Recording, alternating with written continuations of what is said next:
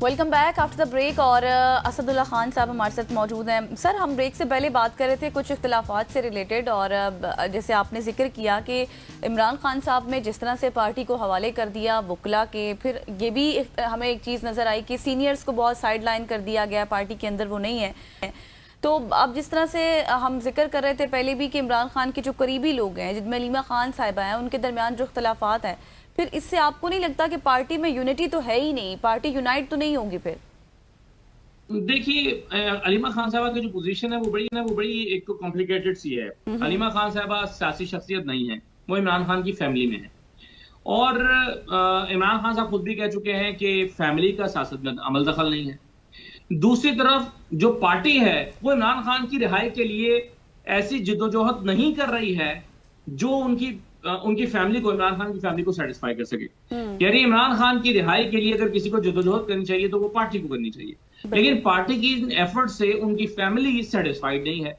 उनकी family upset है कि पार्टी से कोशिश नहीं कर रही है, और फैमिली समझती है कि इमरान खान के फैसलों को एज इट इज इंप्लीमेंट होना चाहिए। लेकिन सियासी शख्सियात ये समझती हैं और पार्टी ये समझती है कि नहीं, इमरान खान साहब के फैसले को जो है वो उसको अगर हम आर्गूमेंट के साथ इमरान खान से उस फैसले को तब्दील करा सकें तो ये भी एक ऑप्शन रखा जाना चाहिए। हम दलाइल दें कि खान साहब आप अपने फैसले को तब्दील करें, और इमरान खान साहब हो सकता है अपने फैसले को तब्दील कर भी लें। तो ये कशमकश मेरा ख्याल है कि अलीमा खान साहबा और पार्टी के दरमियान चल रही है।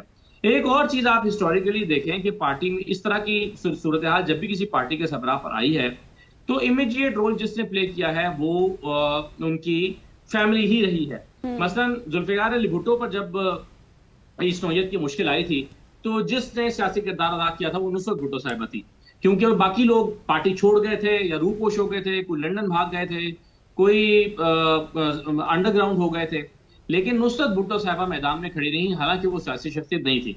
इसी तरह इस तरह का वक्त जब नवाज शरीफ साहब के ऊपर आया था 2000 के बाद, परवेज मुशर्रफ के आने के बाद, तो जिसने तहरीक चलाई थी वो कुलसूम नवाज साहिबा थी, और कुलसूम नवाज साहिबा भी सियासी शख्सियत नहीं थी, लेकिन कुलसूम नवाज साहिबा ने पॉलिटिकल एक मूवमेंट चलाई, अपनी पार्टी की शख्सियत को इकट्ठा किया, जलसे किए, इज्तिमात किए, मीटिंग्स की, और किसी ना किसी तौर जो नवाज शरीफ साहब की एब्सेंस थी उस खला को पुर करने की उन्होंने कोशिश की।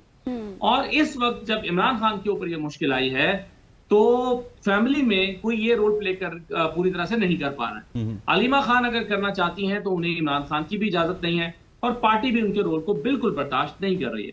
पार्टी के अंदर, फैमिली के अंदर कोई और ऐसा है नहीं कि जो इमरान खान की रिहाई के लिए वैसा किरदार अदा कर सके जैसा कुलसूम नवाज या नुसरत भुट्टो ने अदा किया था। तो मेरा ख्याल है कि इस कॉम्प्लिकेशन की वजह से ये एक खींचातानी जरूर है।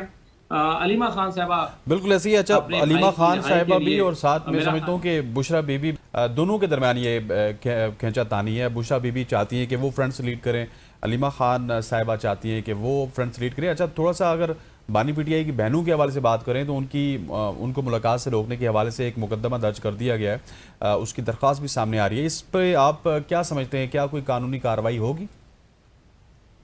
जो मुलाकातें हैं उस हवाले से तो ऑलरेडी एक इस्लामाबाद हाईकोर्ट का ऑर्डर मौजूद है। इस्लामाबाद हाईकोर्ट ने मंगल को वकला से मुलाकात, वकला और फैमिली से मुलाकात, और जुमेरात को इमरान खान के रुफका से मुलाकात करने का हुक्म दे रखा है। ये इस्लामाबाद हाईकोर्ट का ऑर्डर है, और जेल मैनुअल भी अलाउ करता है कि ये मुलाकातें होनी चाहिए। गुज़श्ता जुमेरात को पाकिस्तान तहरीक इंसाफ ने मेरा भी नाम डाला हुआ था उन 6 लोगों में कि जो इमरान खान से जेल में जाकर मुलाकात कर सकते थे। मुझे अंदाजा तो था कि मुलाकात नहीं करने दी जाएगी, लेकिन इसके बावजूद मैं अडयाला जेल गया मुकर्ररा वक्त पर, और 2.5 घंटे तक जेल के बाहर खड़ा रहा, लेकिन मेरी किसी ने मुलाकात नहीं करवाई। मुझे कहा जाता रहा कि हाँ, आपका नाम बिल्कुल है, लिस्ट में है, और आप इंतजार करें, अंदर से आपके लिए पैगाम आता है तो आपको अंदर जाने दिया जाएगा। अंदर से पैगाम ना आना था, ना आया। तो इस्लामाबाद हाईकोर्ट के ऑर्डर्स की तो खुल्लम खुल्ला धज्जियां उड़ाई जा रही हैं। अब एक और दरखास्त इसी नौयत की अगर आ जाएगी तो उससे क्या फर्क पड़ेगा? हाँ, ये जरूर है कि अगर इसके खिलाफ फिर सुप्रीम कोर्ट में जाया जाए, वहां से कोई फैसला आए, तो शायद बात बने कि सुप्रीम कोर्ट अपने फैसलों पर अमल दरामद करने के लिए फिर कोशिश करे। इस्लामाबाद हाई कोर्ट तो बिल्कुल इस जस्तजू में दिखाई नहीं देती कि वो अपने फैसलों पर अमल दरामद की कोशिश करे, या इस्लामाबाद हाई कोर्ट माइंड करे कि मेरे फैसलों पर अमल दरामद क्यों नहीं हो रहा। उसके फैसलों पर देखना होगा, ऐसा लगता है कि फर्क भी नहीं पड़ता। एग्जैक्टली, अब देखना होगा कि पार्टी के हालात किस तरफ जाते हैं। Thanks for being with us. Asadullah Khan साहब हमारे साथ मौजूद थे, और जो कुछ इस वक्त मामलात चल रहे हैं पाकिस्तान तहरीक इंसाफ में उस पर कॉम्प्रिहेंसिव हमारी डिस्कशन हुई है। बिल्कुल ऐसे ख़वातीन वज़ात। अब थोड़ा सा आगे बढ़ते हैं और अब थोड़ा सा बच्चों के हवाले से बात करते हैं। हर वालिदैन की या हर वालिद की, वालिदा की सबसे बड़ी ख्वाहिश होती है कि उनका बच्चा सेहतमंद हो, ज़हीन बने। लेकिन हकीकत यह है कि बच्चों की सही नशोनुमा सिर्फ मोहब्बत से नहीं बल्कि उसके लिए उनकी मुतवाज़न ग़ज़ा, विटामिन्स और मिनरल्स बेहद ज़रूरी हैं। अगर बचपन में उनके जिस्म को वो ग़ज़ाइयत ना मिले जिसकी उसे ज़रूरत है तो ना सिर्फ उसके कद और जिस्मानी ताकत को मुतासर वो कर सकती है बल्कि ज़हनी नशोनुमा और सीखने की सलाहियत को भी कमज़ोर कर सकती है। इसीलिए आज हम बात करेंगे कि बच्चों को कौन सी ग़ज़ाएँ देना सबसे ज़्यादा अहम है और कौन से विटामिन्स ऐसे हैं, कौन से मिनरल्स ऐसे हैं जिनसे उनकी नशोनुमा में बुनियादी वो किरदार अदा कर सकते हैं और किस तरह एक मुतवाज़िन खुराक उनके मुस्तकबिल को सेहतमंद और मजबूत और कामयाब बना सकते हैं। बिल्कुल। इससे पहले कि मैं अपने गेस्ट की तरफ जाऊं, कॉलिंग भी हमने कॉलिंग भी अनाउंस करनी है। सॉरी जी, मैं भूल गया था। आप कॉल भी कर सकते हैं। 2 नंबर है हमारे 051-890-1008। यहाँ पे आप कॉल कर सकते हैं। दूसरा नंबर है हमारा 051-2624-946। यहाँ पे आप कॉल कर सकते हैं और सवाल पूछ सकते हैं अगर आपके बच्चे को कोई प्रॉब्लम है। एग्जैक्टली। और सवाल आपने किससे पूछना है उसके लिए मैं ज्वाइन कर चुके हैं डॉक्टर राजा इमरान साहब। आप चाइल्ड स्पेशलिस्ट हैं, न्यूट्रिशनिस्ट भी हैं। Thank you so much for your time sir.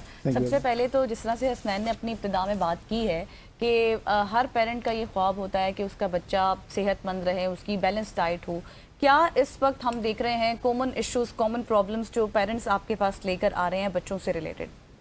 Thank you very much. आपने बड़े इंपॉर्टेंट जो है तो वो टॉपिक पे सुबह एंगेज किया। सुबह का फ़ायदा ये होता है कि सारे बंदे फ्रेश होते हैं, माएँ भी फ्रेश होती हैं, तो जैसे सुन रही होती हैं बात को फॉलो करती हैं। न्यूट्रिशन इस वक्त बहुत बड़ा प्रॉब्लम है बच्चों में, ना सिर्फ सारी दुनिया में बल्कि पाकिस्तान में खासतौर पर जो डेवलपिंग कंट्रीज़ हैं। कोविड के बाद बहुत ज़्यादा चेंजेस आई हैं। 2-3 जो बड़े फैक्टर्स हैं मेरा ख्याल है जो हम देखते हैं, जो लोकल डाटा हमारे पास, क्योंकि हम जितनी भी बात करते हैं वो इंटरनेशनल डाटा पे बात करते हैं। अनफॉर्चुनेटली वो डाटा वो होता है जो वहाँ के सर्कमस्टांसिस के मुताबिक होता है। वहाँ का एनवायरनमेंट, सर्कमस्टांसिस, लोगों की एजुकेशन, सब चीज़ें चेंज है, डिफरेंट है। अगर हम लोकल डाटा पे बात करें तो सबसे जो इंपॉर्टेंट चीज़ है वो ब्रेस्ट फीडिंग है, जिसका बहुत कम फुकदान है हमारे, बहुत ज़्यादा फुकदान है हमारे यहाँ। लास्ट कोई अगर 10 ईयर्स की बात करें तो ब्रेस्ट फीडिंग की जो शरह है उसको बढ़ना चाहिए था, बढ़ने के बजाय वो कम हुई है। तो माँ अपना दूध नहीं पिलाती। तो सबसे पहले तो बच्चे को वहाँ से हम न्यूट्रिशन डिप्राइव कर देते हैं कि बच्चा माँ का दूध नहीं पीता। डे 1 से या तो खुला दूध शुरू कर देता है, डब्बे का दूध शुरू कर देता है, जो डेफिनेटली उसकी न्यूट्रिशन को पूरा नहीं करता। सारी दुनिया में बात होती है फर्स्ट 1000 डेज ऑफ लाइफ पे। 1000 डेज कौन से हैं? 9 मंथ्स वो हैं जो बच्चे ने माँ के पेट में गुजारे। कंसेप्शन के डे 1 से बच्चे की न्यूट्रिशन, बच्चे की डेवलपमेंट स्टार्ट हो जाती है, जिसको हम मिस करते हैं बेसिकली। इसमें आप देखें मैटरनल हेल्थ का कितना इंपॉर्टेंट रोल है। माँ क्या खाती है, क्या पीती है, क्या कैसे उठती है, कैसे बैठती है, उसका अपना स्क्रीन टाइम कितना है, उसका लाइफस्टाइल कैसा है, कि डे 1 से बच्चे की उसके ऊपर इफेक्ट कर रहा है। अब जिस तरह आप कंप्यूटर में विंडो इंस्टॉल करते हैं तो जो विंडो आप इंस्टॉल करेंगे कंप्यूटर आपको वही आगे दिखाएगा। तो विंडो आपने वहाँ से इंस्टॉल गलत करनी शुरू की, हमारे मदर्स के लाइफस्टाइल ठीक नहीं है। देन ब्रेस्ट फीडिंग के बाद अगर हम बात करें तो अर्ली वीनिंग की बात करते हैं कि 5-6 मंथ्स पे आप बच्चे को खाना शुरू कर दें, खिलाना शुरू कर दें। हमारे यहाँ जो सबसे बड़ा प्रॉब्लम है, मिथ्स बहुत ज़्यादा है। मैंने आपकी सुनी, आपने उनकी सुनी, आपने मेरी सुन ली।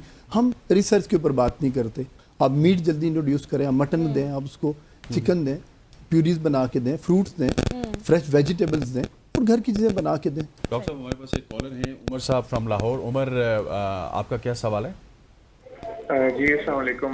मेरा ये सवाल है कि मतलब आजकल जिस तरीके से ना बच्चियाँ, मेरी भी बेटी है 3 साल की, तो वो बिल्कुल फ्रूट्स वगैरह नहीं खाते, तो उसके अल्टरनेट क्या हो सकता है जिसमें उनके ग़िज़ा में मतलब विटामिन पूरे हो जाए? ठीक हो गया, थैंक यू सो मच हो जाएगा सर। फ्रूट्स देखिए उमर, इसमें जो इम्पोर्टेंट बात है वो ये है कि हम तो पेरेंट्स को ये कहते हैं कि क्वांटिटी ऑफ डाइट इंपॉर्टेंट नहीं है, क्वालिटी ऑफ डाइट इंपॉर्टेंट है। अगर मेरा बच्चा दिन में 10 दफ़ा खाता है तो वो क्या खाता है वो इंपॉर्टेंट है, और एक बच्चा जो दिन में 2 दफ़ा खाता है वो क्या खाता है इंपॉर्टेंट है। बहुत सारे बच्चे हैं जो फ्रूट्स नहीं खाते, आप उनको पैरेलल में, मैंने जैसे अभी बात की ना, आप उनको मीट नहीं खाते तो आप फ्रूट्स दें, फ्रूट्स वैसे नहीं खाते प्यूरी बना के दें, प्यूरी नहीं खाते फ्रेश जूसेस बना के दें। मिल्क इनटेक उनकी 1 साल के बाद कम करना शुरू कर दें। हमारे बच्चे 5-5 साल फिडर्स पीते हैं, दूध पीते हैं, दूध 1 साल के बाद कम करना शुरू कर दें। 2 साल का बच्चा हो जाए दूध बंद कर दें। आप पैरेलल में जो बाकी चीज़ें हैं वो खिलाएं। खजूर बहुत अच्छा सोर्स है विटामिन का, आयरन का, खजूर खिलाएं आप उसको। मटन दें, मटन वैसे नहीं खाता बच्चा, आप कीमा उस बना के दें। अब आपने देखा होगा बच्चे कितने शौक से जो बाजार वाले नगेट्स हैं और चीज़ें वो खाते हैं, घर में आप बना के देते नहीं खाते। आप उसी को शेप दें, घर में हो फ्रेश कुक करके दें, फ्रेश बना के दें, वो बच्चा खाएगा। फ्रूट्स की प्यूरीज बना के दें, आप उसको दलिया बना के दें, अंडा दें, आलू दें, ये सारी चीज़ें न्यूट्रिशनस हैं। अच्छा, सब्जियां आपने देखा कोई बहुत कम बच्चे हैं जो सब्जियां खाते हैं। Exactly. अगर बच्चा सब्जियां नहीं खाता आप क्या कर सकते हैं, आप उसको सूप बना के दें सब्जी का, उसको उसके साथ कोई चीज़ ऐड करके दें ताकि उसकी न्यूट्रिशन वहाँ से पूरी हो। तो हमने क्वांटिटी ऑफ डाइट पे नहीं फोकस करना, क्वालिटी ऑफ डाइट पे फोकस करना। बिल्कुल आपने ये चीज़ दुरुस्त फरमाई कि क्वालिटी ऑफ डाइट होनी चाहिए, एक बैलेंस डाइट होनी चाहिए। जिस तरह से आप स्टार्ट से जिक्र कर रहे थे कि हम जो ब्रेस्ट फीडिंग है उसमें हमने देखा है रिसर्च में कि वो कम आई, तो कितना अरसा होना चाहिए ब्रेस्ट फीडिंग का एक मदर का? और सेकेंडली ये भी कि अब हम देख रहे हैं कि जब वो 5 से 6 साल की उम्र में आता है, जिस तरह से आपने जिक्र किया कि उसकी जो क्वालिटी है उसमें कौन कौन सी चीज़ें होनी चाहिए डाइट में। और ब्रेस्ट के हवाले से मेरा भी सवाल साथ ही हाँ। गज़ल के इंक्लूड आपने, क्योंकि कहा कि माएँ ब्रेस्ट फीडिंग नहीं करवाती, उसकी वजह क्या है? देखिए अब इसमें अनफॉर्चुनेटली हम हैं तो 2025 में बैठे हुए हैं, सोशल मीडिया के दौर में बैठे हुए हैं। Exactly. लेकिन हमारी अनफॉर्चुनेटली जो प्रैक्टिसेस हैं, जो सोच है, वो हम 30 इयर्स बैक हैं दुनिया से। ओके, एक तरफ तो हम बहुत आगे हैं, दूसरी तरफ अगर हम देखें तो प्रैक्टिसेस हमारी 30 इयर्स बैक हैं। बिल्कुल 2 साल बच्चे को मदर फीड करना चाहिए। 2 साल बच्चा मदर फीड तब करेगा जब आपकी प्रेगनेंसीज में, कंसेप्शन में गैप होगा। यहाँ हम देखते हैं एक बच्चा 6 महीने का होता है, 6 महीने बाद मदर आती है, कहती है मैं दूध छुड़वाना चाहती हूँ। क्यों छुड़वाना चाहती हो? दोबारा प्रेगनेंसी हो गई है। ये बात देखिए ना, हम बात करते हैं लो पॉवर्टी लाइन से नीचे वाले लोगों की, अनएजुकेटेड, उनकी बात नहीं कर रहे हम, ये हम ग्रॉस बात कर रहे हैं। आप फेडरल का डाटा ले लें, आप कहीं और का डाटा ले लें, आपको थोड़ा बहुत 19-20 का फर्क महसूस होगा। तो गैप ज़रूरी है। 2 साल बच्चा माँ का दूध पिए, 6 महीने तक तो एक्सक्लूसिवली मदर फीड करे, उसको पानी, कहवा, कोई चीज़ उसको आप मत शुरू करें। और जब आपने शुरू करना है, आप होममेड डाइट से, घर के खाने, घर का जो चीज़ें हैं वो बनाना शुरू करें। अब माएँ दूध क्यों नहीं पिलाती? इसमें मेरा ख्याल है कि 3 फैक्टर्स हैं। नंबर 1 कि जो प्रेगनेंसी से पहले का फेज़ है और प्रेगनेंसी के दौरान का फेज़ है, उसमें माँ को ठीक तरीके से एजुकेट नहीं किया जाता। ठीक है। और वो अपने आप को खुद भी अनफॉर्चुनेटली, देखिए ना, हर चीज़ तो गवर्नमेंट नहीं करके दे रही, हर चीज़ तो आपने नहीं बतानी यहाँ बैठ के। There are lot of things. अब सोशल मीडिया का दौर है, लोग घर में बैठ के खुद सीख सकते हैं। माँ को जब प्रेगनेंसी हुई है तो उसको डे 1 पे पढ़ना चाहिए, उसको सीखना चाहिए कि मैंने क्या खाना है, मैंने क्या करना आपके है। बाकी 2 फेस पर भी बात करेंगे। जवेरिया पेशावर से हमारे साथ मौजूद हैं। जी जवेरिया, क्या सवाल है आपका? अस्सलाम वालेकुम। जी वालेकुम। आपका प्रोग्राम बहुत अच्छा है, मैं बड़े शौक से देखती हूँ। Thank you. मेरा डॉक्टर साहब से ये सवाल था कि मेरा 2 माह का बच्चा है लेकिन उसको पेट में बहुत ज़्यादा दर्द रहता है, तो इसके लिए कुछ सजेस्ट कर दीजिएगा। ठीक है जवेरिया, आपका पॉइंट समझ आ गया। पेट दर्द के लिए जवेरिया जो है वो सारी दुनिया में अगर आप बात करें तो दवाइयाँ नहीं दी जाती। हमारे यहाँ अनफॉर्चुनेट ये है कि अगर आप किसी मेडिकल स्टोर में जाएं या किसी घर में जाएं तो मेरा ख्याल है जो मदर का वो मेकअप टेबल होता है, उस पे मेकअप की चीज़ें कम होती हैं, पेट की मरोड़ों की दवाइयाँ ज़्यादा होती हैं अनफॉर्चुनेटली। तो पेट की मरोड़ों के लिए जवेरिया कोई दवाई नहीं होती।